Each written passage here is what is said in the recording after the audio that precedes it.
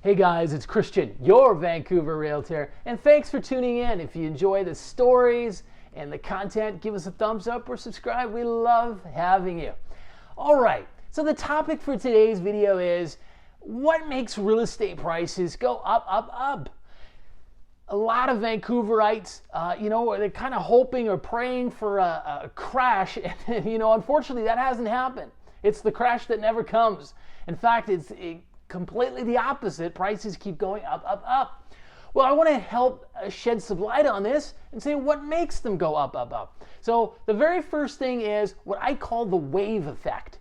Just imagine a wave in the ocean, right? Coming closer and closer to the shoreline. It's the same thing in real estate. And look to the downtown, and whenever you see downtown pick up, or in Vancouver's case, houses on the west side start selling quickly, above asking price. When you see prices go up there, it's going to move east. Goes to the Vancouver East, out to Burnaby, Surrey, Coquitlam, and so on. And until it's touched all the suburbs. That's really what happens in real estate. Real estate booms happen once every 5 to 8 years. Impossible to know when, but when they do happen is they start in the downtown or close to it, and then they spread out. A good example of this was 2015. We saw home prices pick up on Vancouver's west side, and of course 9 months later prices in Surrey, in Langley, everywhere else was following suit. So just look at your downtown neighborhoods for early signs of real estate jumps in places like Surrey and Langley.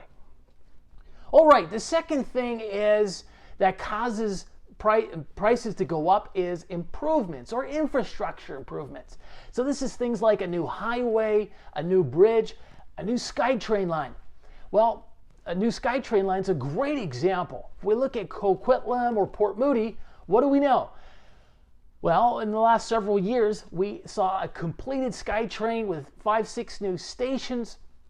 And of course, Coquitlam, detached homes, townhomes, condos have gone up a lot, and probably a little bit more when you compare them to some other places like in New West, Burnaby, and so on, because now people might live 5-10 minutes away from a SkyTrain.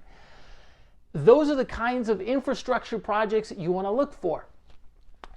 More recently, we have the Surrey will be extending their SkyTrain from King George, which is the last stop on the line, and it will go all the way into Langley. And that's going to be on the Fraser Highway. And we've noticed that there's been about an increase in sale prices by about 5%.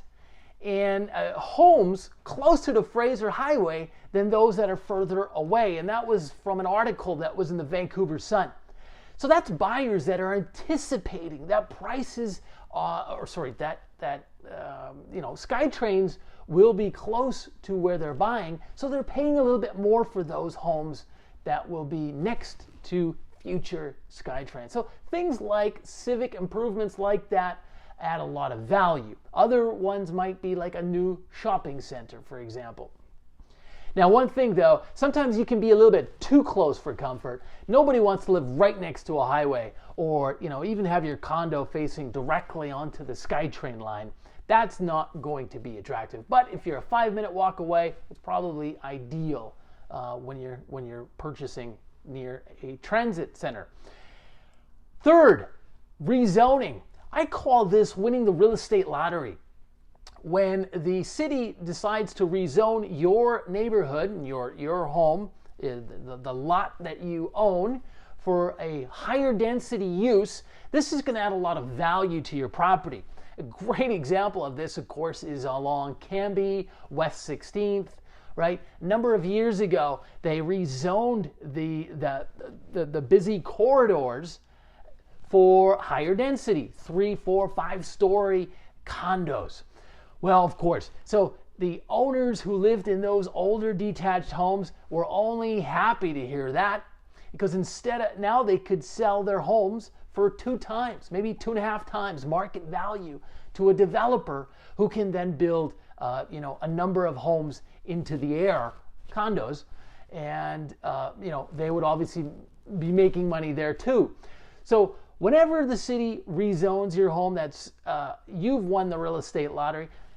This can take time, though. It might take 5-10 years. City politics can take its way, for some time before rezoning finally gets approved. The fourth thing that you see that really adds value to real estate prices is what I call sweat equity. This is a good idea, especially if you're a contractor, or you're handy, or you happen to know contractors like your brother or brother-in-law. And what some folks will do is they'll buy a home. Often it's beat up, it looks awful on the outside, it's no better on the inside, and they may own it for 9 months or a year, and they'll fix it up over that period of time. I saw that a good example of this in East Vancouver, where earlier this year was a 1980s Vancouver special just off of Kingsway in Nanaimo. And I went inside, and I gotta say, it was one of the nicest renovation, if not most incredible renos I've seen on a Vancouver special. And I was inside the house. I mean, the materials were top quality, the design. These guys, they left no stone unturned in terms of the quality with that reno. Interestingly, this also appeared in the newspaper, and I think it was the Georgia Straight, and they criticized the owner there for making a lot of money. What they didn't realize was, I think, how much time and effort the owners there, whoever they were, put into the renovation. I mean, it's not easy to do. It takes a long time. You have to source the trades, getting the quality of materials, especially when quality materials have gone up 30, 40, 50% in some cases in prices. Really great renovation, and hard to do though. You really have to have. I think this works well if you know people and you have people you trust who are contractors. It works in a rising market or in maybe a plateaued market. Does not work when the market is slow and slightly declining. You can lose a lot of money doing this. But that is called sweat equity. And the last thing that makes real estate go up in value is time. There's a great story or fact that I heard about the stock market. That is that if you were to buy stocks today, 1 year from now, the chance that they are higher than they are today is 75%. 4 years from now, the chance that they are higher than they are today is about 99%. The same rule of thumb can be applied to real estate. When you buy and you hold for the long run, it's really hard to actually lose money unless you're buying a leasehold. But any kind of freehold property in Vancouver, in BC, and it's going to do just fine. And if you were to pull up the Greater Vancouver monthly stats, you just pull it up from the Real Estate Board of Greater Vancouver. You look back 10 years from now, you will not find a single neighborhood where prices have gone down. They've almost doubled in most cases since the Olympics. So that's what happens with time. And people wonder, well, why? Why is that happening? Well, of course, there's inflation. We know that money loses its value over time. $100 today might be worth $97 a year from now, or buy you the equivalent of $97. Well, if you add that up over 25 years, it makes a big difference. So inflation is one. Second is population growth. Look at Vancouver today versus Vancouver during Expo 86. I don't have the numbers offhand, but the population may have doubled since then. It's over about 35 years ago. So things like population growth will add a lot to value. Undersupply of homes. If you've got a growing population and the municipalities are not putting new homes on the market quick enough, guess what? It's also going to put pressure on prices. When rents go up, Of course, landlords, investors get very happy about that, right? Because they can make or earn more money on their investment, potentially. So all those kinds of things and many more cause prices to go up. And so hopefully that has answered some questions for you using some short, simple anecdotes and stories.